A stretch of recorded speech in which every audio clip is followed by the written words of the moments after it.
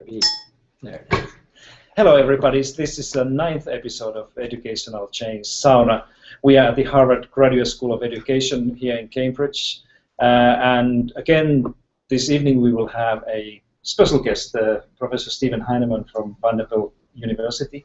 We also have Sang Ming and my teaching fellow Maren Oberman here. So we're going to spend a little time now after the class where Stephen was speaking about the education corruption and go probably dig a little bit deeper in some of these issues. But Stephen, let's start by with you. And you know, one of the things I've been wondering often is why there are so few Stephen Heinemanns in the world. So people who are working seriously on education corruption through both research and advocacy that you both do.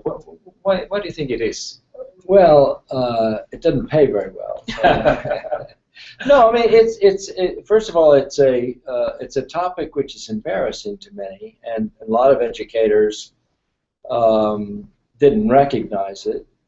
And in many places where it's the most serious in the world, it's denied. So you're asking, sometimes you're investigating things that are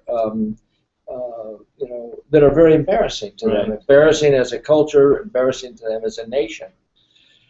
So pointing out how serious it is and how common it is, it's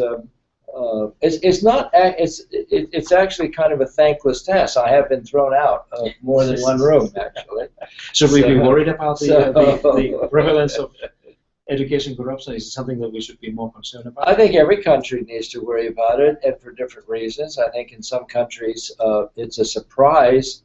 In some countries, for example, I mean, we worry about plagiarism. I teach at a major university, and we worry about plagiarism all the time. And as the answers to various questions now get codified and get passed around the world, it's very easy to put together responses or term papers that you don't write. And so, but it all comes down actually to having a moral code and having a common understanding of what that code is. Right. And so that's not easy. So what are your thoughts? Please go on. Okay. Well, so there's many things about your work that I'm interested in, but when I was reading the piece that you wrote, kind of giving an overview of the corruption work that you've done and the research that you've done, I couldn't help think about some of the issues that we have with equity here in the U.S. And there are issues with equity in a lot of education systems. But every education system. Yes. Mm-hmm. You wrote in one of your pieces, you asked a couple of questions. What if schooling itself is not fair? What if the public comes to believe that the provision of schooling favors one social group? What if the public does not trust in the judgment of teachers on student performance? And what would happen if the process of schooling had become corrupted? And so when I read those first few questions and then they aligned with the idea of corruption, it made me think that beyond the issues of plagiarism and cheating that we have in this country, those are all questions about equity that fundamentally could be about corruption as well. Part of my work, which is broader than corruption, has to do with the nature by which education institutions affect a national social cohesion. And those first questions relate largely to that. You can tell the degree to which an education system, including universities, are contributing in a positive way to social cohesion or to a negative way by the answers to those. If you have a public that genuinely perceives that the school system is unfair to their particular children, you really have a problem. And part of the school system's obligation is to combat that perception where it exists. And it exists in many countries. So, yes. Okay. So one of the questions I had for you is that as one of the solutions of combating bribery and corruption, it was to install an autonomous body that would actually have a more fairness in the assessment process. And I was wondering, so what is the guarantee that that body would not be corrupted as well? So, for example, in countries where corruption is deeply rooted, I'm from South Korea, but in those cases I could very clearly see those autonomous body being bribed. And so what prevents that from happening? It's a very real issue. And the answer is there is no guarantee, but look at the alternatives. And by the way, when I speak about autonomous agencies, it can mean in several areas. It can mean an autonomous agency that designs and manufactures tests, for example, instead of the Ministry of Education. Or it could mean an autonomous agency which accredits universities or licenses technical schools. Or it could mean an autonomous agency which gives licenses to the professions, such as doctors or lawyers or accountants or architects. And the virtue of having autonomous agencies is that there's a vested interest in trying to be fair because it's part of their product to be fair. If they lose credibility, they lose business. If for some reason you thought you could buy your way into the American Medical Association and become a doctor, they know very clearly that that's going to work against the interests of it. So it's like taking a bet in which this is a better bet than that, but it's not a perfect bet. All right.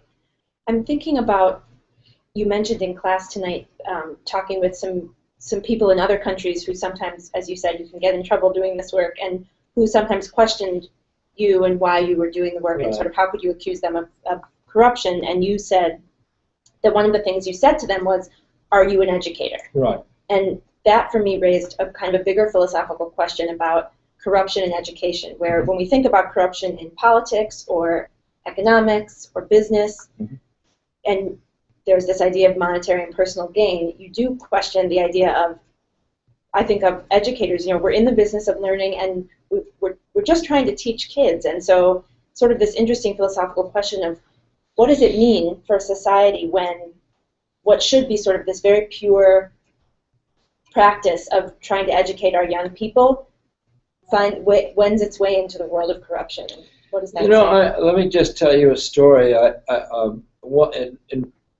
I was interviewing a very elderly professor at a university in Kazakhstan, and she told me that she often has students come to ask her to improve their grade in exchange for a monetary gift. And her response is to say, you don't need to bribe me. You're doing fine. Just give them some self-confidence. And I said, wait a minute, because many others around you are accepting bribes. Where does it come from? Why do you act? And this is what she told me. In her case, I don't know if it. She said, my father was a communist, and he believed in equality. He was also a farmer, and he taught me when I was a little girl that everybody has a right to an equal right to the state enterprise and to education. It's in my soul, she said, and nobody can convince me otherwise. So, I mean, how you manufacture that is the process. What we're doing here is bringing it home so that everybody understands it's their responsibility, their individual responsibility to say no. Wonderful, wonderful example. One of the great lessons that I have learned from you, Stephen, it goes back for several years when we were working with this together, and you said the same thing that you said in the class, that when you sit down with the person who says that Professor Heinemann proved me that we are corrupted, right, and you say that this is a wrong question. You should show me that you are not, and it's a completely different way of looking at the same thing, right? Well, I think I'm rather convinced that that's the right way to approach it because of the research we've just done on world-class universities. We've looked at a random sample of world-class universities, defined as world-class not by us, but by the Times Education Supplement. I mean, they could be wrong. You know that you have many criticisms of university ranking, but it's a highly visible one. And so we took a random sample, and we found that 98% of all of those that were graded as world-class had codes of conduct and more than codes of conduct on their websites. And we even counted what we call ethical elements. And some of them had as many as 7, 8, 9, 10. We had 16 elements that they could have had. Right. So, that exists in Japan, it exists in England, it exists in Germany, it exists in America, in Canada. So I don't have a lot of patience for people saying that it's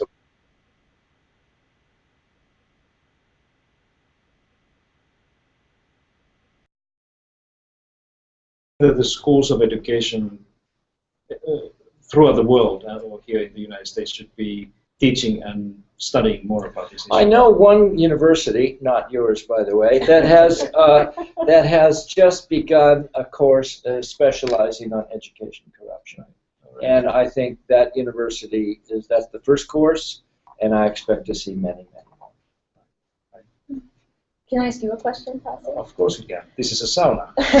There are no rules All in questions sauna. are welcome. Anything you like. So much of your work is thinking about the transferability of best practices between countries and how the world is starting to identify high performers and then look to high performers to try and mimic them. Mm-hmm. And I'm wondering, you wrote about the role of international organizations that they play both in that work and then also in the concept of corruption. And is this time that we're in of asking people to transfer practices, does that make it more likely that we're going to kind of breed corruption, or is there a way of taking transparency in countries and helping to kind of weed it out? Yeah, it's a great question. There's a thing called the Campbell's law that all those who work in the corruption business should know it. Campbell's law basically says that the higher the stakes in any social indicator gets, more likely this indicator is to become corrupted in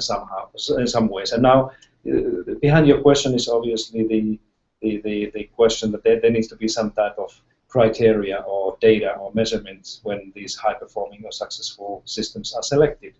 And therefore, there's a good question now that are these high-stake international assessments like the OECD, PISA, and TIMSS and others, are they likely to remain out of the corruption or not to become corrupted when the stakes are getting so much higher? And here I think the corruption can be in many forms. Probably not in paying bribes or anything like this. Very, very important. But the indicator itself is likely to get corrupted. Mm-hmm. And if we lose kind of if we're going to trust anymore these global international indicators, then the whole question of how can we rely on the best practices wherever they're coming from when the indicator is corrupted. So, my personal concern is that now when the stakes are much higher today with the OECD PISA, for example, for education leaders and ministers and even presidents of the countries are speaking about this, than it was 12 years ago. And if this is continuing like this, my concern is that we are probably going to see some very unpleasant things within these international studies that are extremely useful otherwise. Well, I think we already have. I think, first of all, these international tests all operate on a code of standards that I was part of in the 1980s when I was on a committee of the National Academy of Sciences. Among the things that we recommended, both the IEA and OECD, was the representativeness of the samples. You cannot compare country A with country B if the sampling frames are not comparable. And we've had incidences of countries that have abrogated those standards. Right. So we invented a way in which you can confront a country directly, which causes a political scandal, or you can simply say, we don't trust it enough. Our perception is that it's not sufficiently representative, and we're going to put your country below the line. So we have a line under which, if your country is below the line, what that indicates is that our perception is such that we cannot compare. Latvia is an illustration. In the first series of tests, they did not want to test schools where Russian was spoken. China is another example where they first used key schools. And in those incidents, they had to be informed. Right. But I think the basic question that there will be a temptation, as Pasi is suggesting, the higher the stakes, the more the temptation. So I would add something. I would say the higher the stakes, the more necessary the oversight. Because it is simply not fit. The whole enterprise could come crashing to, a halt if one country, like an important country, a trading partner, is found to have cheated on that. So OECD is aware of that. Our country, your country, anyone who participates in these tests has a common stake in seeing that they're fairly administered. That's right. Stephen, what we have learned from you today, and what I have learned from you before, is that we have to be aware of these things, and more we speak about these things of incidences of corruption in education, more we are probably also likely to prevent our systems. I think that's a fair lesson. I think you don't prevent things by ignoring them. That's right. And I think that and the transparency by which you talk about them is important. And I think it has it ameliorates the problem. I think corruption goes down when there's more awareness of it and a closer definition of what it means, and a close definition of what the consequences are. Right. So. With this, I thank you all very much for being here. I thank you, Stephen, for the lessons and courage that you have shown to us to speak about these things. And you all there, join us again next week in this exceptional educational change sauna. Goodbye. Bye. Bye.